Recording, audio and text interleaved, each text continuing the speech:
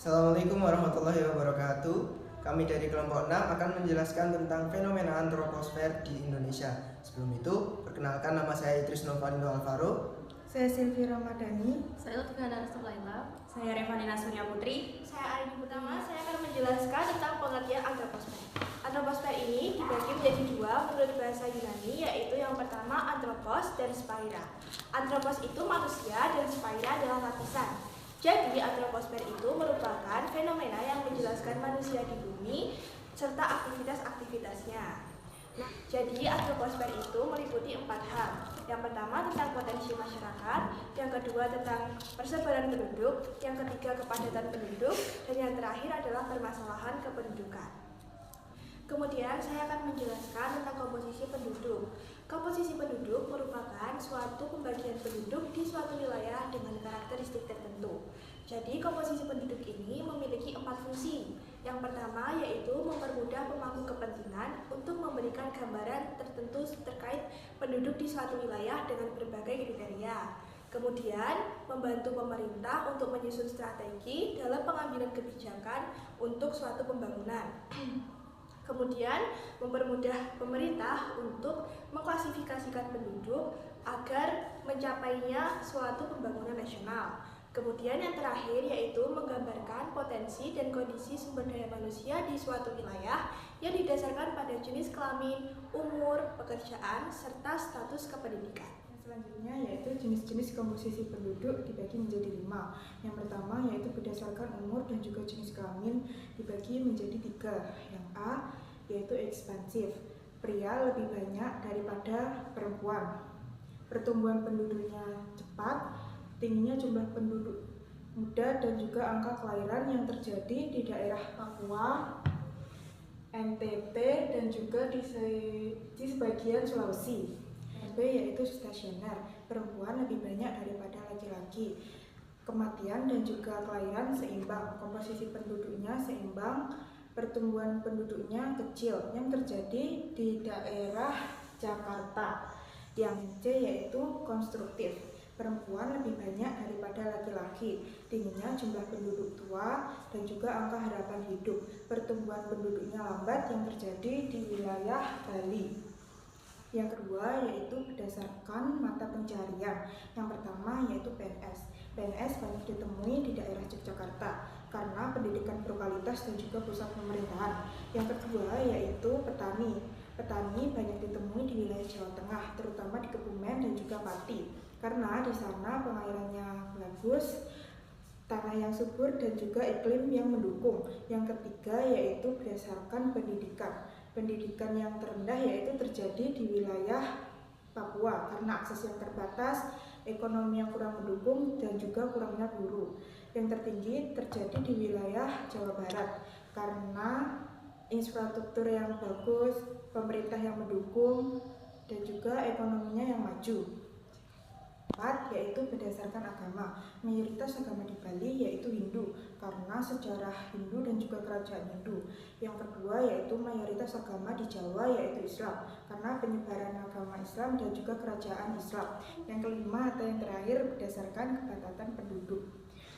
Penduduk yang padat berada di wilayah Jakarta karena aksesnya yang mudah, pusat pemerintahan dan juga fasilitas yang lengkap. Yang tidak padat terjadi di wilayah Papua karena terpencil, ekonomi kurang berkembang dan juga aksesnya sulit.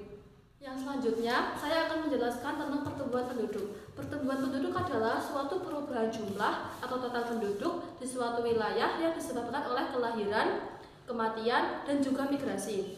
Yang pertama adalah kelahiran atau natalitas yang berhubungan dengan bertambahnya jumlah penduduk. Angka kelahiran yang tinggi akan membawa dampak positif bagi wilayah yang kekurangan penduduk.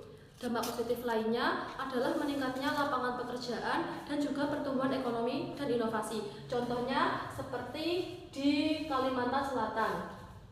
Yang selanjutnya ada juga dampak negatif seperti meningkatnya angka kemiskinan, pengangguran, dampak kepada lingkungan dan juga rendahnya pendidikan. Contohnya ada di Gorontalo. Selain itu, juga ada faktor pendukung dan faktor penghambat. Faktor pendukung yang pertama adalah meningkatnya pernikahan dini. Yang kedua, adanya pandangan bahwa banyak anak banyak rezeki. Yang ketiga adalah adanya pandangan bahwa anak sebagai sumber tenaga untuk membantu orang tua. Yang selanjutnya adalah faktor penghambat. Yang pertama, adanya program dari pemerintah seperti KB. Yang kedua, adanya usia minimal dalam pernikahan. Yang ketiga, adanya pandangan bahwa banyak anak akan banyak beban. Angka kelahiran tertinggi adalah di Gorontalo. Yang terendah ada di Papua. Yang kedua adalah kematian atau mortalitas. Kematian berkaitan dengan menurunnya jumlah penduduk akibat kematian. Faktor pendukungnya yang pertama adalah fasilitas kesehatan yang belum memadai. Fasilitas kesehatan yang belum memadai biasanya dijumpai di tempat terpencil seperti desa ataupun daerah yang belum memiliki fasilitas kesehatan lebih lanjut. Jadi apabila ada orang sakit, biasanya dia akan dipindahkan ke rumah sakit lain yang lebih maju atau memiliki fasilitas kesehatan yang memadai. Yang kedua adalah rendahnya kesadaran masyarakat tentang pentingnya menjaga kesehatan. Biasanya mereka masih masyarakat yang kental akan tradisinya.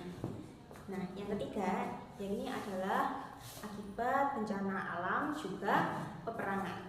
Untuk yang keempat atau yang terakhir adalah adanya tindak pembunuhan atau bunuh diri. Angka kematian paling tinggi berada di Jawa Timur. Yang ketiga adalah migrasi penduduk. Migrasi penduduk berkaitan dengan berpindahnya penduduk dari satu wilayah ke wilayah lainnya dengan tujuan tertentu. Migrasi di tingkat nasional dibagi menjadi dua, yaitu yang pertama adalah urbanisasi.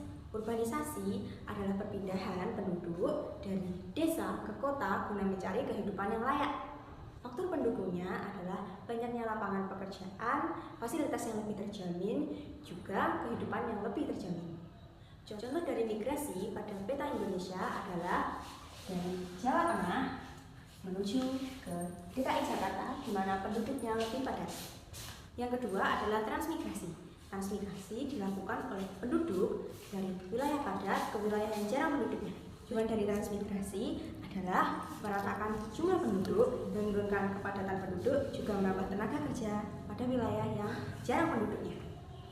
Contoh dari transmigrasi adalah dari DKI Jakarta menuju ke Kalimantan. Ini adalah permasalahan kependudukan di Indonesia. Nah, Indonesia merupakan negara yang menduduki nomor 4, negara yang penduduknya itu sangat padat. Masalah dari kependudukan di Indonesia adalah salah satunya pertumbuhan penduduk yang masih sangat tinggi. Nah, contohnya ada di Papua. Jadi intensitas bayi brojol di sini sangat tinggi. Nah, yangnya adalah tingginya tingkat pengangguran. Nah, salah satu contohnya adalah di DKI Jakarta. Tingkat tingginya pengangguran di Indonesia itu karena minimnya lowongan pekerjaan. Oke, yang selanjutnya adalah tingkat pendapatan penduduk yang masih rendah. Nah, contohnya ada di Papua. Tingkat pendapatan di Papua itu sangat rendah. Yang selanjutnya adalah tingkat kualitas SDM yang masih rendah di NTT. Di NTT ini masih SDM-nya itu masih rendah. Selanjutnya adalah tingkat buta huruf yang masih tinggi, terletak di Papua. Di sini tingkat buta huruf penduduknya itu masih tinggi. Nah, yang selanjutnya adalah tingkat ketergantungan yang masih tinggi akibat didominasi oleh usia muda di NTT. Nah, yang selanjutnya adalah tingkat pemukiman kumuh yang masih tinggi di Jakarta karena arus urbanisasi yang meningkat. Nah, di daerah Jakarta karena penduduk desa itu urbanisasi ke Jakarta ini untuk mencari kehidupan yang lebih layak, di sana terdapat pemukiman yang kumuh. Nah, berikutnya adalah cara menanggulangi atau mengurangi dampak dari permasalahan kependudukan ini. Nah, yang pertama adalah melakukan program keluarga berencana atau KB. Nah, yang kedua adalah meningkatkan kualitas pendidikan. Yang ketiga adalah meningkatkan kualitas tenaga kesehatan, lalu meningkatkan potensi dari desa untuk lebih bisa menghasilkan lapangan pekerjaan, lalu membuka lowongan pekerjaan untuk orang yang mau bekerja. Yang terakhir adalah melakukan program transmigrasi. Sekian dari kami, bila ada kurangnya mohon maaf. Wassalamualaikum warahmatullahi wabarakatuh.